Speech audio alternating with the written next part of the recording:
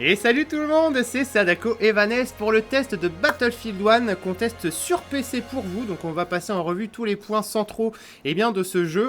Vanessa, je te laisse faire la petite fiche technique. La petite fiche technique, alors la petite fiche technique dit que c'est édité par Electronic Arts, développé par DICE, accessible donc en PEGI 18, donc c'est un FPS. La sortie est prévue, Oui, on est un petit peu en retard. La sortie était le 21 octobre 2016, donc sur PC, PS4, Xbox One. Ça coûte aux alentours de 50 € sur Amazon. Ouais. Et ce soir, on le teste en version PC. Ouais, alors tu peux ouvrir la boîte quand même. Bien sûr. Et essaye de voir un peu combien il y a de DVD, c'est assez marrant. Alors, vous voyez bien. Donc, je pense que tu vas te lasser avant d'arriver au bout. One DVD. Oh. Comme ça fait patienter le temps de chargement. 3 DVD. 4. 5. Donc 5 DVD. Ça tombe bien, je sais compter jusqu'à 5. En anglais, je sais compter que jusqu'à 5. Voilà. Il y a 5 DVD. Ouais, ce qui est pas mal, hein. C'est vrai que contrairement au PS4 One, tu vois, qui maintenant ont un lecteur Blu-ray. Un lecteur Blu-ray, on a vraiment besoin que d'un seul Blu-ray. Ouais. Là, les DVD, forcément, ont une... C'est pas grave, il est installé, tu peux le défoncer si t'as de chance. On a vraiment un volume qui est de plus en plus grand. Et du coup, c'est un petit problème quand même sur PC parce que vous avez le choix en fait quand vous achetez un jeu sur PC, soit vous essayez le code, vous téléchargez le code, enfin vous entrez le code dans Origin ou dans Steam et vous téléchargez, là en l'occurrence c'est à peu près 50 Go, soit vous installez les 5 DVD. Alors nous comme on a une connexion qui est un petit peu... C'est ce que j'allais dire, combien de temps il faut pour ça dépend télécharger vraiment 5 de DVD. ta connexion, mais après ça peut aller vite comme si t'as la fibre, tu peux l'avoir en 1 heure ou en une demi-heure. Si t'as une connexion comme ce soir... Comme nous ce soir, il te faut 3 semaines. Non. Donc non, sinon en 50 Go je me le tape en... Voilà pourquoi nous le testons qu'aujourd'hui. Ouais, c'est ça, on a mis 15 jours. Nous l'avons eu depuis le 21 octobre et nous le testons qu'aujourd'hui. Non, c'est vrai que ça s'est un petit peu confondu dans la Paris Games Week parce que on a reçu le jeu, je crois 2 jours avant, donc je l'avais un petit peu dégrossi, j'avais testé le mode solo, mais j'avais pas pu encore bien tâter le mode multijoueur, donc c'est pour ça que le test ne vient que maintenant. Donc ma petite Vanessa, de quoi on va parler en premier ? Eh bien, nous allons parler du retour au conflit historique. Et ouais, retour au conflit historique. Alors c'était très très attendu. Tu sais que, on peut le dire quand même, le concurrent numéro 1 de Battlefield, c'est quand même Call of Duty. Call of Duty et Battlefield se tiraient la bourre depuis toujours avec des conflits historiques, c'est-à-dire qu'ils traitaient uniquement de la Première ou de la Seconde Guerre mondiale. Après, on a eu des petites avancées, c'est-à-dire qu'on a eu des conflits un petit peu plus modernes. Je pense notamment à la campagne solo de Battlefield 4, mais les joueurs ce qu'ils veulent c'est vraiment revivre la guerre quoi.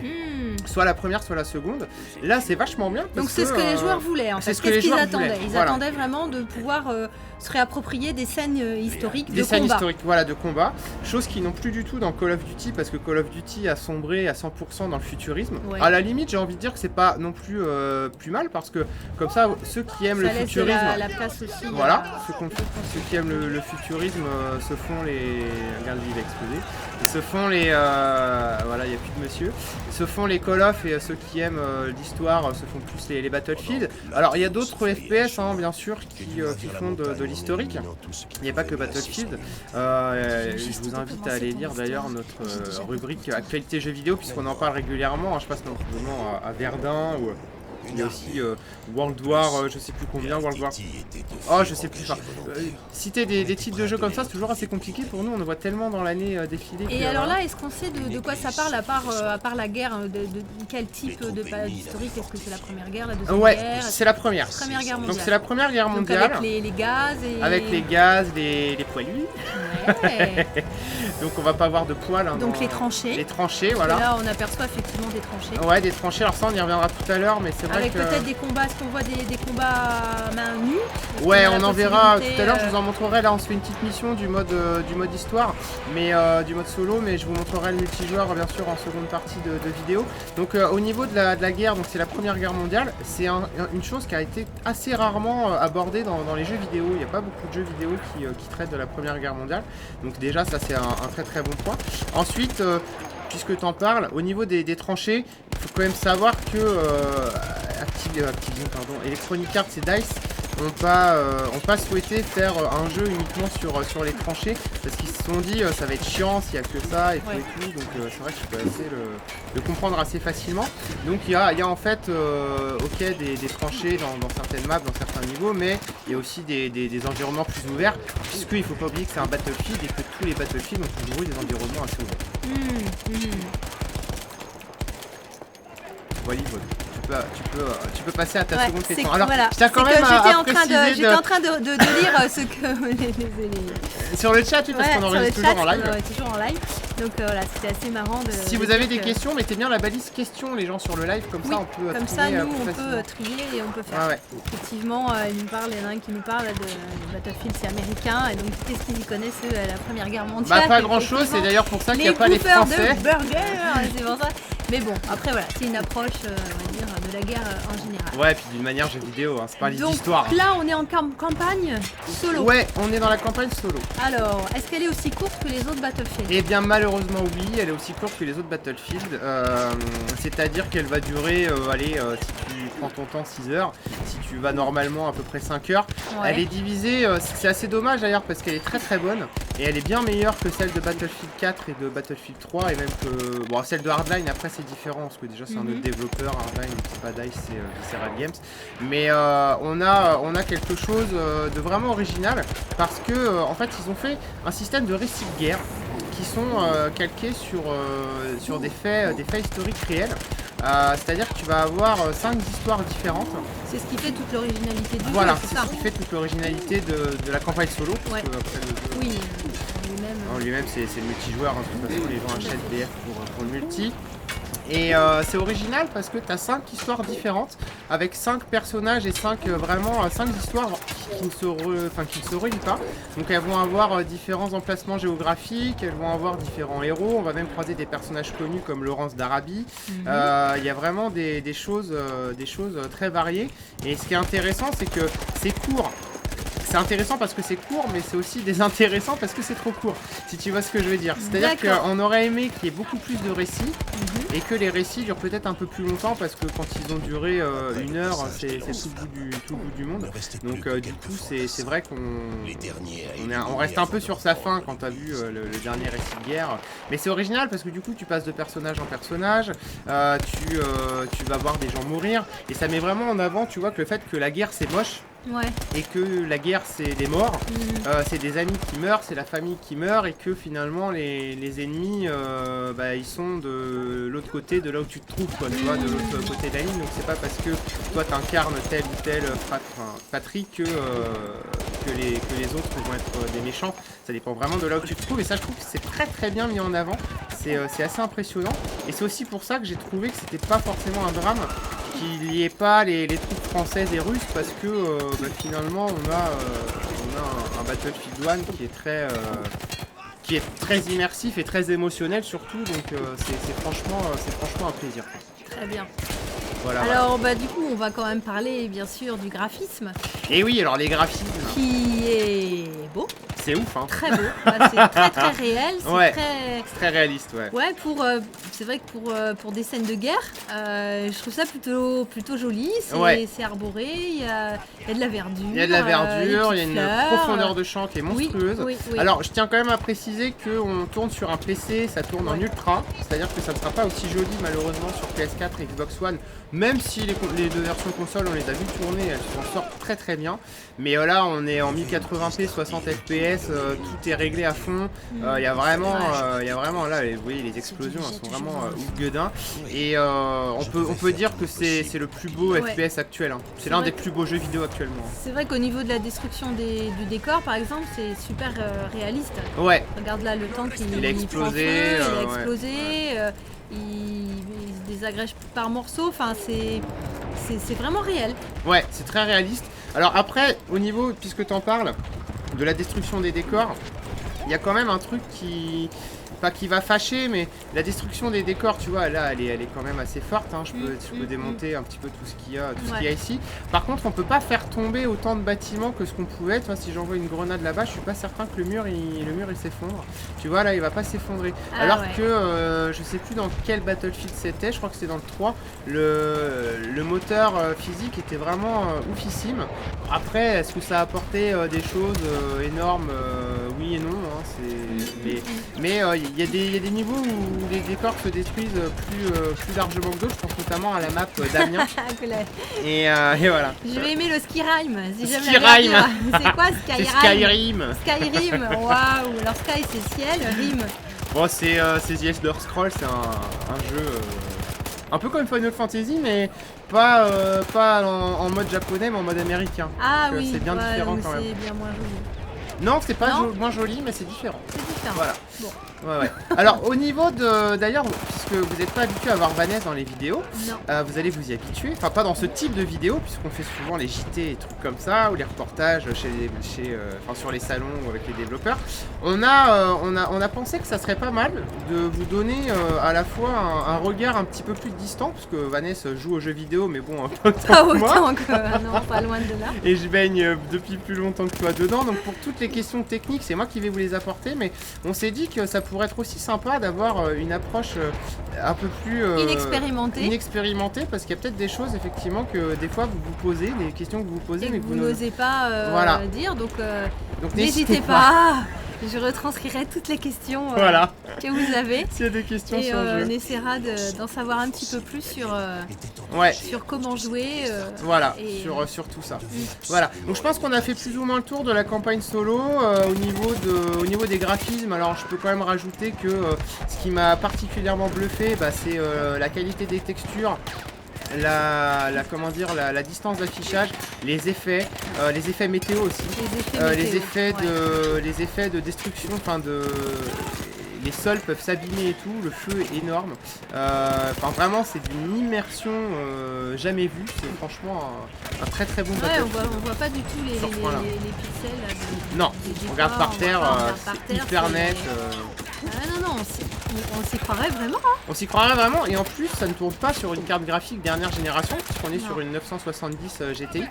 Donc si vous avez une 1080, vous pourrez y jouer à l'aise en 4K.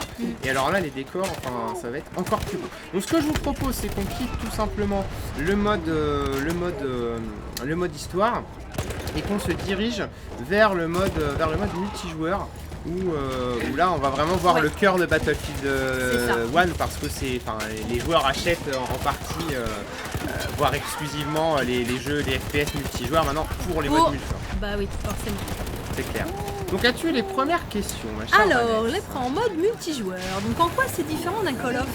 Alors question, on est obligé de faire la comparaison avec le grand jeu de Call of Duty. Le grand jeu, Call of Duty qui sort tous les ans aussi. Alors quand même, Battlefield ne sort pas tous les ans.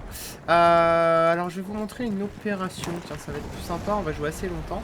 Et la différence majeure, c'est qu'ils sont finalement vraiment pas similaires. On peut autant s'amuser avec Battlefield qu'avec Call of Duty, parce que tout simplement ils ne proposent pas du tout la même chose. Ça c'est plutôt une bonne nouvelle. Ça c'est au moins on peut se payer le luxe d'acheter les deux. Sans avoir le même jeu, la même chose. Et si tu veux, la différence majeure, c'est que Battlefield va être beaucoup plus simulation et Call of beaucoup plus arcade. C'est-à-dire que tu vas pouvoir faire une partie comme ça de Call of Duty, tu vas surtout tuer les gens. Même s'il y a des modes de jeu où il y a des objectifs à faire, la plupart, on va pas se mentir, ceux qui jouent à Call of jouent pour tuer, hein. Pour se faire des kills. Et alors que dans Battlefield, tu vas plus jouer l'objectif. Ça va être défendre les points, ça va être aller prendre les points. Bon, bien sûr, il y a quand même. Oui, c'est beau là. Déjà, c'est très beau. T'as pas fini, toi qui l'as encore jamais vu tourner, tu vas être. Non, je l'ai jamais vu tourner. C'est magnifique. C'est magnifique. Alors, il y a Laurence d'Arabie là dans celui-là. Ouais, mais là on est en multi, donc on va pas croiser Laurence. Non, mais ce que je veux dire, c'est que c'est les décors. Ouais, c'est les décors où dans le solo tu vas croiser Laurence d'Arabie. Et donc la différence majeure aussi, c'est que faut plus jouer en équipe. Call of Duty, tu vas plus jouer tout seul, sauf si tu fais de l'e-sport. Alors que dans Battlefield, si tu ne joues pas en équipe, t'as quasiment aucune chance de gagner les parties parce qu'il va vraiment falloir jouer l'objectif, y aller en groupe. Tu avances en escouade. C'est-à-dire que t'es en... C'est quoi une escouade? T'as 5 joueurs, il y a toi et 4 potes. D'accord. À partir de là, tu peux réapparaître sur eux. Tu les choisis tes potes? Ouais, tu les choisis. Ouais. Je vais vous montrer, ça va se faire là. Tu choisis tes potes, tu peux réapparaître sur eux, ça t'évite de retraverser la map par exemple, mais surtout toujours de rester groupé pour défendre un point ou en prendre un ou petits trucs comme ça. Donc ça c'est assez intéressant. Et ce qui est vraiment différent aussi, c'est que tu ne joues pas que le kill, mais l'objectif. C'est-à-dire que tu peux gagner des niveaux d'expérience en étant mauvais. D'accord. Et ça, c'est la grosse nouveauté, la grosse différence entre Call of et Battlefield. C'est même bien, parce qu'au moins, ça te décourage pas, quoi. Non, c'est ça, c'est pas décourageant. Je me souviens avoir joué à Call of l'année dernière à l'appareil Gamewix, et waouh, ça m'a vite saoulé parce qu'en fait, j'arrivais à rien, j'arrivais pas à tuer. Chaque fois, il fallait que je recommence. C'est excessivement dur quand tu connais rien. Ouais, quand tu joues pour la première fois ce jeu, je me suis dit, waouh, mais comment est-ce qu'on peut prendre du plaisir, quoi. Alors, je te dis pas que Battlefield, tu vas t'amuser, mais tout de suite. Mais par contre, si t'arrives pas à buter les gens, tu vois là, on voit A là. Bah là, on est dans un mode où tout simplement, il faut prendre des points sur la map pour être en supériorité. Et du coup, bon, je vais pas arrêter de crever. En plus, on enregistre, c'est normal.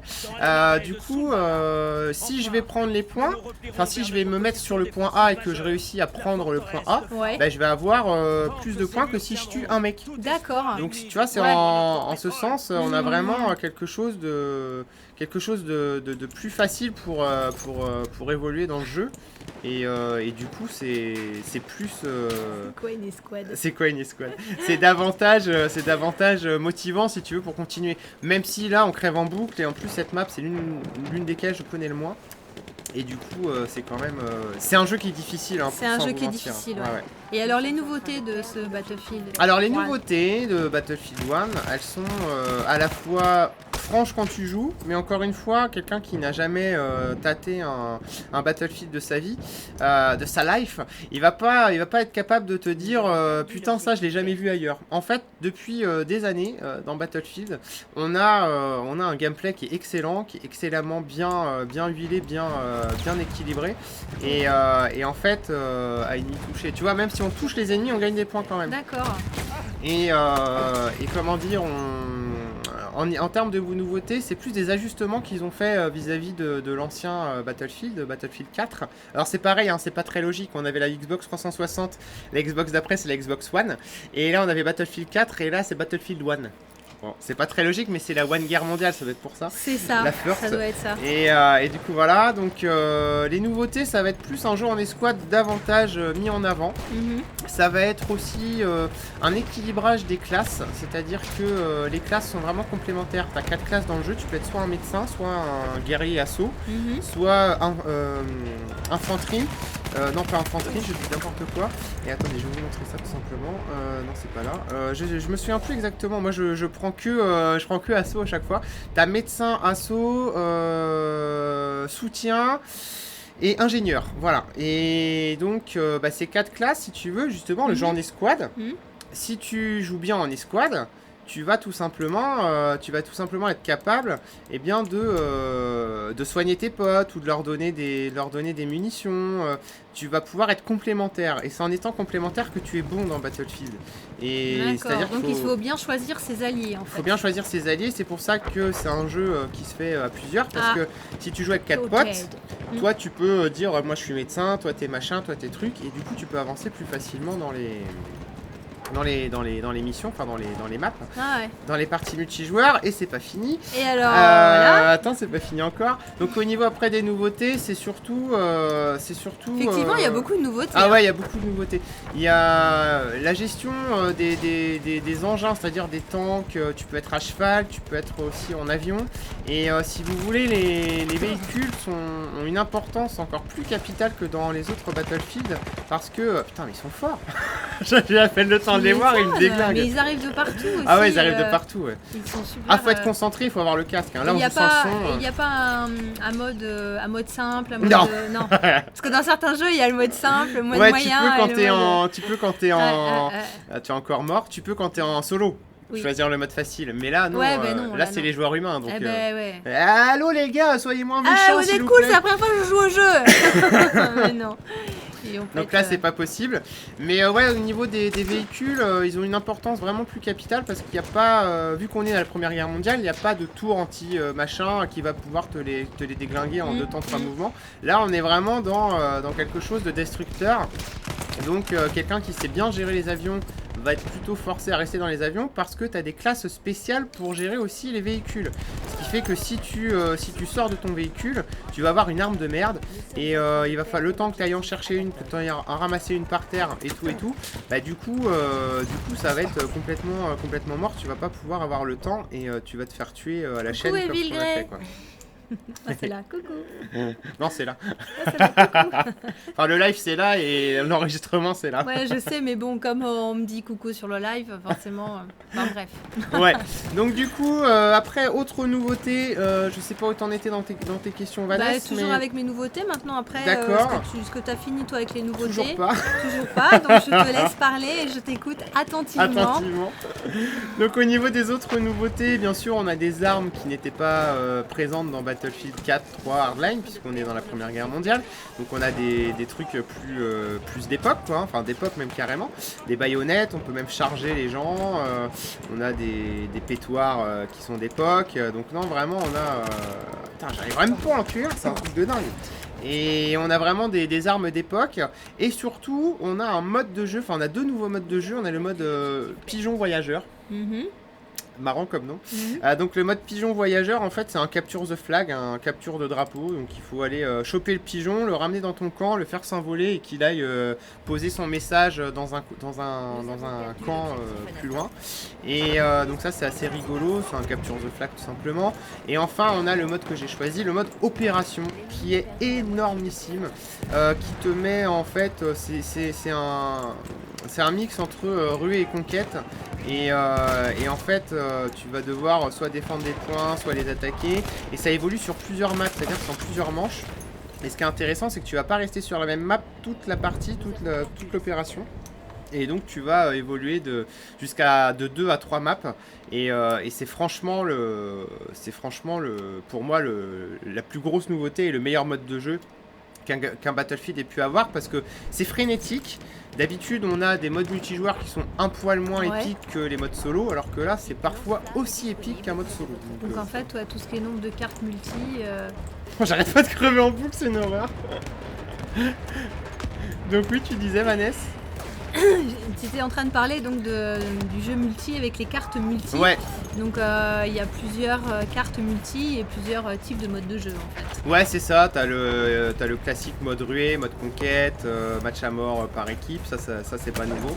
Plus le mode opération et le mode pigeon voyageur, voilà. Et au niveau des maps, il y en a 9 je crois, c'est un peu juste. Il y en a une 10e qui arrive gratuitement en décembre. Et après, bah faudra payer comme d'hab. Soit le Season Pass, soit le Season Pass, soit les DLC séparés. Et donc, comme d'habitude, hein, j'ai envie de dire, c'est du grand classique des FPS modernes. On attire, des bonhommes. Ça plaît bien et après il faut payer. C'est ça. As-tu d'autres questions, ma chère Vanessa? Eh bien écoute, on va parler du verdict et de la note. Ah déjà? Non? As-tu d'autres choses à dire? Bah écoute, je crois pas comme ça, hein. C'est vrai que je vous ai dit pas mal de choses sur les nouveautés, sur les modes multi. Ouais, je pense que... Après, comme d'habitude, hein, si vous voulez en savoir encore plus, vous allez lire le test écrit, parce qu'on pense pas forcément... Est-ce que les armes s'enrayent? Est-ce que les armes s'enrayent? Oui, les armes s'enrayent, oui, quand on est dans un tank. Quand on est dans un tank, les armes peuvent effectivement s'enrayer. Sinon, non, elles ne s'enrayent pas plus que ça. Si on est... putain, c'est une grenade. On va peut-être faire notre premier kill de la soirée. On va essayer d'aller le cueillir. Allez, allez, allez. Yes, yes, yes. Ouais. Et alors, combien de points? Combien de... Moi j'ai rapporté pas grand chose, mais au moins j'en aurais tué un, l'honneur est sauve. Ouais, au moins. Ah là je vais me faire buter Pas par contre trop tout de suite tard. derrière. Ok, alors ça va super Ah ça va à une vite, quoi. vitesse. Mais en plus par derrière, enfin je veux dire, effectivement si t'as pas le casque pour Bah non, entendre ce qui se c'est passe, mort, c'est pour ça là C'est on cuit. est très très mauvais. En plus on est en défense donc ils deviennent tous sur la gueule, on n'est pas en attaque. Donc quand c'est toi qui avance, moi je préfère, je trouve ça un peu plus facile. Non, puis Donc là, jouer, parler en même temps, ouais, réfléchir. on est souvent très c'est vrai mauvais que- quand on fait ça. ouais, c'est vrai. Mais on s'en fout, on n'est pas là pour bien jouer, on est là pour vous dire Pour si le vous. jeu est bien ou pas. Tout à fait. Donc, le jeu est-il bien? Quelle note Eh lui bien, attribues-tu? il est génial, je lui ai mis 19 sur 20. Effectivement. C'est la note maximale qu'on accorde sur playerone.tv, on met jamais de 20 sur 20. Donc 19 sur 20 c'est vraiment pour récompenser les jeux qu'on n'oublie pas et qui sont exceptionnels. Donc ce Battlefield 1 est exceptionnel. Il est exceptionnel en solo même s'il est un peu court. Il est surtout exceptionnel en multijoueur parce qu'on a une profondeur de jeu, une immersion jamais vue. C'est magnifique, c'est addictif. Donc pour toi, c'est le meilleur frénétique. Battlefield. Pour moi, c'est le meilleur Battlefield, sans aucune hésitation. Autant Battlefield 4, il était meilleur que Battlefield 3, mais il y avait quand même des choses à redire. Autant là, je suis vraiment clair, net, catégorique. Ce Battlefield est le meilleur Battlefield jamais fait. Et j'ai même envie de dire que c'est le meilleur FPS de 2016. Eh bien, Voilà. que C'est d'éloges. dit. Ouais. Bon, donc sur la durée, je vais pas te demander si on s'amuse. Non, ça sert à rien, je pense Ça que sert à vous rien, avez bien je pense compris. que vous avez bien compris que c'est le gros kiff de ça, d'accord. C'est le gros kiff, ouais, Donc c'est là-dessus, exactement. il n'y a pas de souci. Après, tu le recommandes à qui ce jeu? Alors je le recommanderais pas à tout le monde par contre. Je mets 19 mais je le recommande pas à tout le monde. C'est assez paradoxal mais si vous êtes vraiment un joueur qui kiffe Call of, les trucs arcade faciles où il faut faire que du kill, c'est pas pour vous. Prenez plus un Titanfall 2 ou un Call of Duty. Je recommande bien sûr à ceux qui sont fans de Battlefield depuis des années. Et surtout à ceux qui cherchent autre chose que du FPS popcorn en fait. Oh, nous avons gagné. Ah, quand même. Je recommande voilà, aux gens qui cherchent une profondeur de jeu, qui cherchent vraiment autre chose et qui cherchent de l'immersion, qui cherchent du teamplay, qui cherchent de la coopération, qui cherchent du challenge aussi parce que c'est difficile. Donc pas à tout le monde, mais à ceux qui savent ce que c'est. Là, vous pouvez foncer. Sans hésitation. C'est du très très bon. Et en tout cas, merci beaucoup d'avoir regardé cette vidéo. On vous fait un gros bisou. Et puis, on vous dit à bientôt. On enregistre plein derrière. Donc, vous allez avoir l'occasion de voir Valès plus souvent. Si cette vidéo vous a plu, n'hésitez pas à laisser un pouce bleu. Abonnez-vous. Suivez-nous sur YouTube, non Facebook. Il y a souvent des jeux concours. Tous les mois, au moins un jeu concours. Et puis, un grand merci pour votre fidélité. Salut les gens. Merci, à bientôt.